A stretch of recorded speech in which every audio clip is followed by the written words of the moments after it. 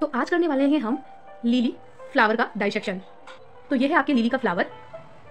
जब इसे आप देखोगे तो इसके अंदर आपको सेपल्स दिखाई नहीं देंगे।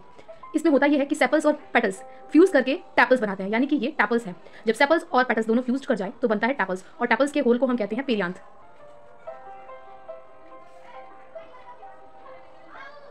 जब इसे आप देखोगे तो यहाँ पे टैपल्स दो होल में अरेंज हैं, यानी कि कुछ ऐसे टैपल्स हैं जो अंदर हैं, जैसे ये वाला। अगर आप इसे देखो और इस टैपल को देखो तो 3 टैपल तो इनर होल में है, जबकि 3 टैपल ये और ये आउटर होल में है, यानी कि 2 होल बन रहा है, इनर होल और आउटर होल। जब आप टैपल्स को निकालोगे तो आपको इस तरीके के कुछ स्ट्रक्चर दिखाई देंगे, यानी कि इसको मैं एक को निकाल दूं तो ये है आपका स्टेमन।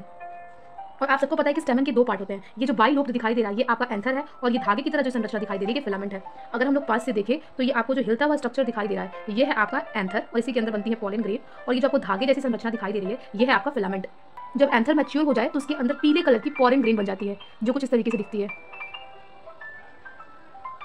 अब जब हम फ्लावर में फीमेल रिप्रोडक्टिव ऑर्गन की बात करेंगे, फीमेल रिप्रोडक्टिव ऑर्गन है आपका पिस्टल, और मेल रिप्रोडक्टिव ऑर्गन है आपका स्टेमन। ये रही आपकी पिस्टल। पिस्टल में 3 पार्ट होते हैं, आप सबको पता है पिस्टल के 3 पार्ट होते हैं, स्टिग्मा, स्टाइल, ओवरी। तो जो ये चिपचिपी आपको ऊपर की तरफ दिख रही है जो कि पॉलन ग्रेन को एक्सेप्ट करती है, तो ये आपका स्टिग्मा है। ये आपको पतली सी जो गर्दन की तरफ दिखाई दे रही है स्टाइल है, और ये रही आपकी ओवरी।